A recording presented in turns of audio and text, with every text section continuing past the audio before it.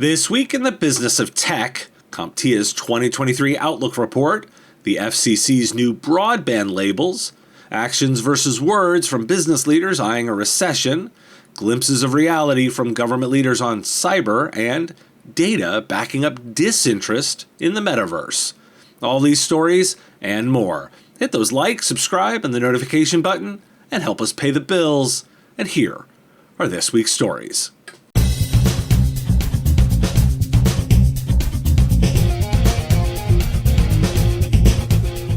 CompTIA released its Outlook 2023 report. Let's run through it. The first item, business as usual gets a hard reality check, is a key one. Quoting the report. Business as usual is no more, and doing things as we always have may no longer be the safe option, even for companies that are content with flat or minimal growth, said Carolyn April, Senior Director of Industry Analysis at CompTIA. Many technology businesses will have to leave their comfort zone to thrive. That means thoroughly examining and adjusting their current operations, sales and marketing, human resources, and strategic innovation efforts. The evolution of the customer is why these steps are necessary, according to April. Customers are as enthusiastic as ever about the role technology plays in their success, but they're also much more scrutinous and demanding in their tech journey, she explained. If you sell technology, the ability to convincingly make a specific business case for every product or service is not just a nice sales differentiator anymore, it is essential. The complete report covers 10 trends in total. I'll highlight these additional 5. First, worker-employer relationship gaps expose new challenges in hiring and retaining tech talent. Employers will be tested to fill positions with workers skilled in new and emerging tech disciplines and support roles while balancing a newly empowered workforce and macroeconomic uncertainty. Second, cloud acceleration will drive demand for orchestration and FinOps. Acceleration in cloud computing adoption has led to most organizations taking a cloud-first approach. The next adoption stage will focus on handling the complexity of a multi-cloud environment. Third, vendors and partners eye greater automation with optimism and concern. Tech vendors and their partners will need to work together to find automation comfort zones that are efficient and connected rather than disconnected and cumbersome. Fourth, cybersecurity metrics are tied to evolving risk analysis approach. Risk analysis has grown in popularity for organizations to measure progress in cybersecurity, but most firms are not yet performing analysis in a comprehensive way. That will change, driven heavily by ongoing digital transformation. And fifth, inflation uncertainty and supply chain issues continue to complicate sales forecasting. A confluence of economic factors has found countries and companies grappling with high inflation rates not seen in decades. In 2023, companies will have a much diminished ability to forecast sales accurately quarter to quarter. Why do we care? It's getting to be that time of year. I'm writing my 2023 predictions to release at the end of December. Tech talent is becoming a recurring theme, one I heard both at Acronis' CyberFit Summit and IT Nation too. I'm dismissive of the noise of tech layoffs. The actual story in IT services is employee scarcity.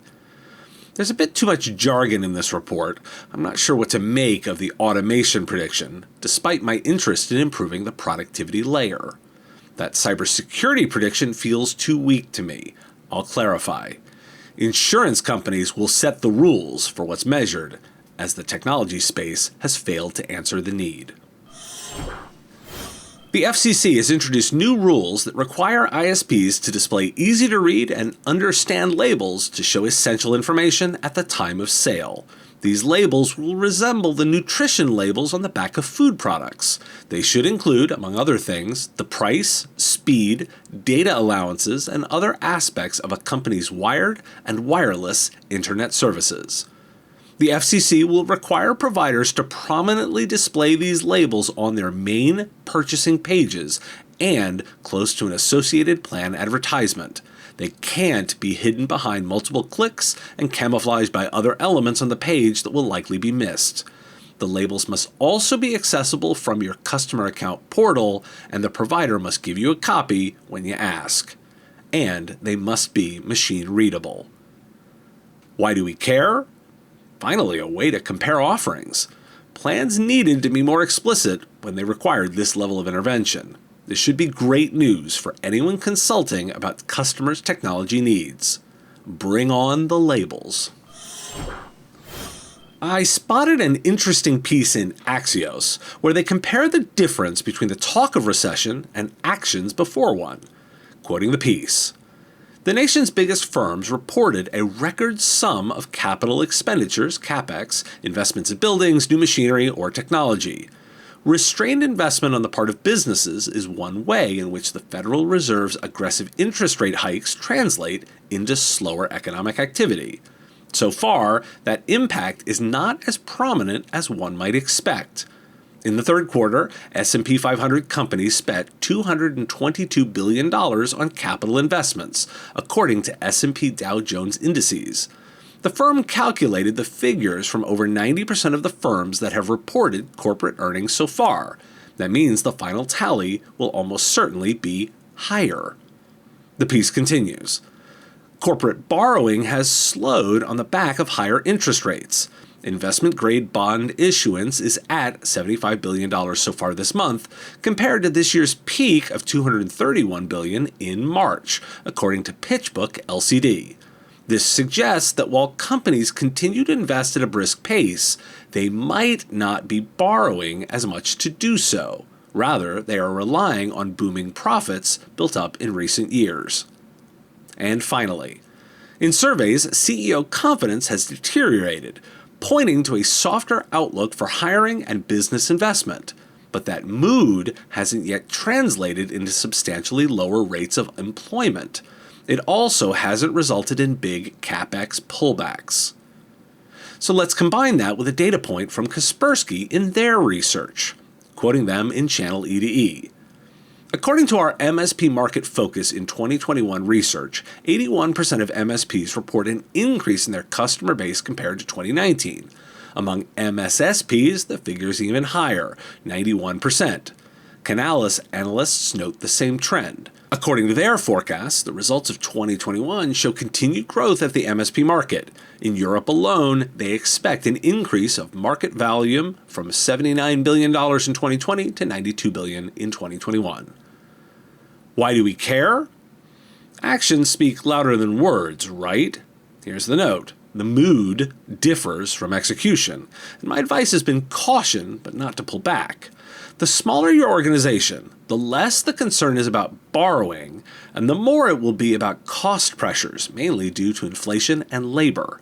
The key consideration is to manage costs as the mood gets sour by ensuring the business is well situated around cash. Then move forward. Know about Nodeware? Nodeware, simple and affordable, delivers truly continuous vulnerability scanning even during normal business hours. You'll get immediate alerts of network access and newfound vulnerabilities, and now can single-click access into the CVE, including directions for remediation. Save $40,000 per security admin while supporting more clients and improving your profitability.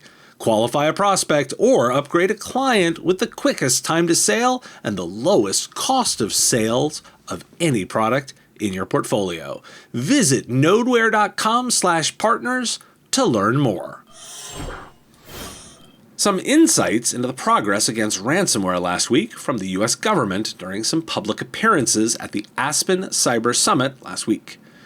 "We've only seen the problem continue to get worse, even with all the efforts we've made," said Paul Abate, Deputy Director of the FBI, during the summit. "Ransomware continues to happen at unacceptable levels," said Rob Silvers, the Department of Homeland Security's Undersecretary for Strategy, Policy, and Plans, at the event. "We see enough attempted intrusion and successful intrusions every day that we're not letting our guard down even a little bit," Silvers added.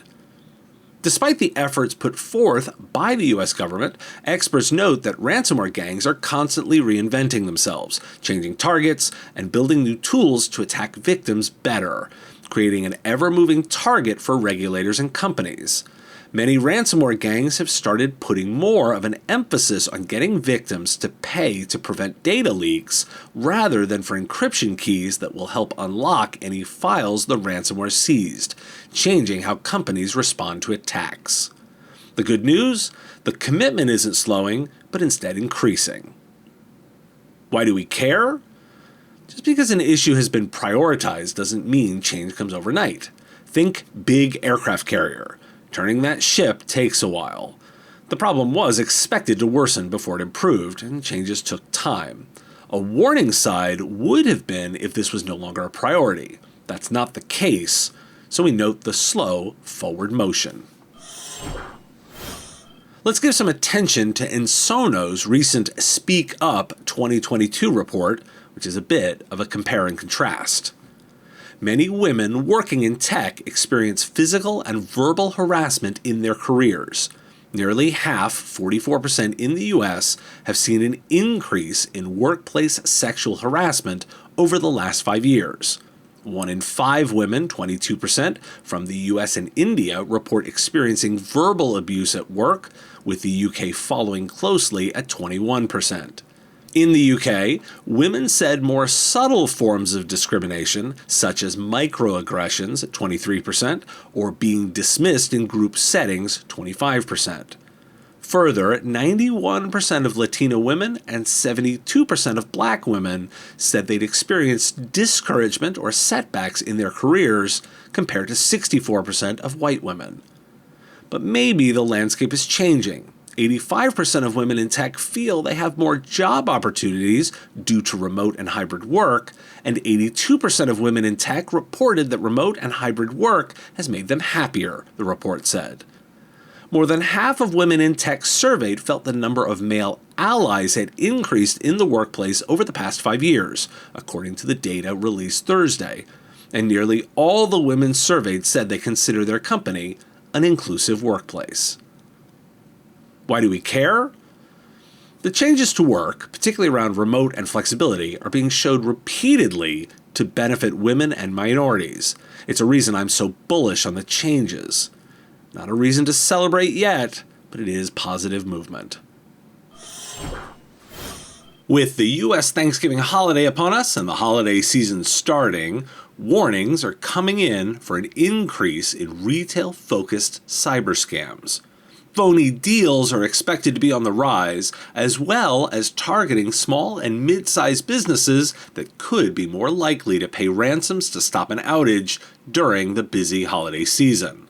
One tactic that works to defend: training customer service teams to detect fraudulent refund callers and field calls from consumers who spot a phishing or imposter website scam. Because a new Palo Alto research release uncovered an ongoing hacking campaign from a group known as both Luna Moth and Silent Ransom that ditches traditional malware attacks for phone calls. It starts with a phishing email and involves a callback number to a call center run by the hackers. And holiday weekends are ripe targets for hackers due to the reduced staffing levels within organizations. According to a survey published Wednesday, more than 1/3 of respondents said it took their organization longer to assess the scope, stop, and recover from a holiday or weekend attack than a weekday. Larger organizations with more than 2,000 employees were even more likely to experience delays. Organizations would lose more money due to a ransomware attack on a weekend or a holiday than they were a year ago, according to Cyber Reason.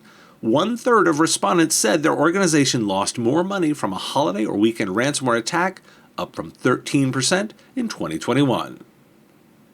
Why do we care? It's a bummer to do this before a long holiday weekend, yet the security downside must be highlighted. 2 parts. First, retail-focused providers should take heed of these specific warnings, and second, training continues to be a vital part of the security story, not more products. Holiday staffing is a crucial area of concern and should be proactively addressed.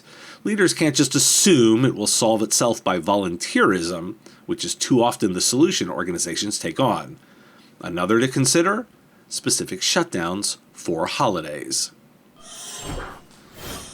TD SYNNEX with some data from their Ecosystem Benchmark report with contributions by Canalys. Only 12% of business leaders in North America say they will offer augmented and virtual reality solutions by 2024, according to TD SYNNEX. Almost 3 in 4 respondents anticipate increased revenue from professional services. The same number expect to sell more professional services in the next 3 years. More than 3 in 4, 77% of North American partners say expanding technology solution offerings is important or very important.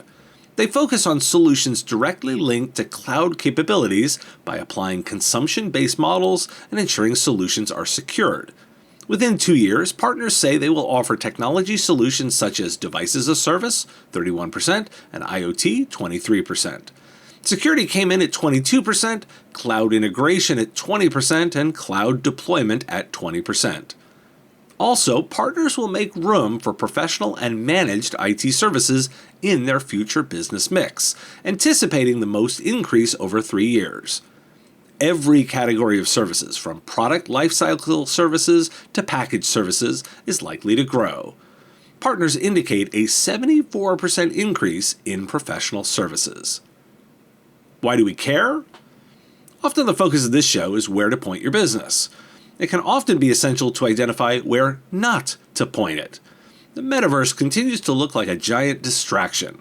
While I'd encourage providers with specific use cases to plow forward, it won't be a thing for the majority. TD SYNNEX's data says as much. Yes, you want to continue to expand your offerings, but not into areas that customers don't need. This is looking a lot like a big dud. No FOMO here. You're not missing out. Thanks for your time and attention. Time is a finite resource, and I really value you giving me some of yours. If you like this video, you can let me know with a like of the video, and even more valuable, hitting the subscription button. My content is all free, and I use metrics like subscriptions to pay the bills, so it has real value. The content here is produced under ethics guidelines posted at businessof.tech. If you're interested in more content like this, you can get access to content early via our Patreon at patreon.com/MSPradio. It's our give what you want model where you set the value of what you think the content is worth. If you like this podcast, you can catch it daily as the 5-minute news and commentary show, The Business of Tech, available on all your favorite podcatchers with links at businessof.tech. Just hit that big blue button to subscribe. Again, thank you for taking time out of your day to listen, and I really value the interaction. If you want to say something in the comments, I do respond and watch all that, and I look forward to talking to you next time.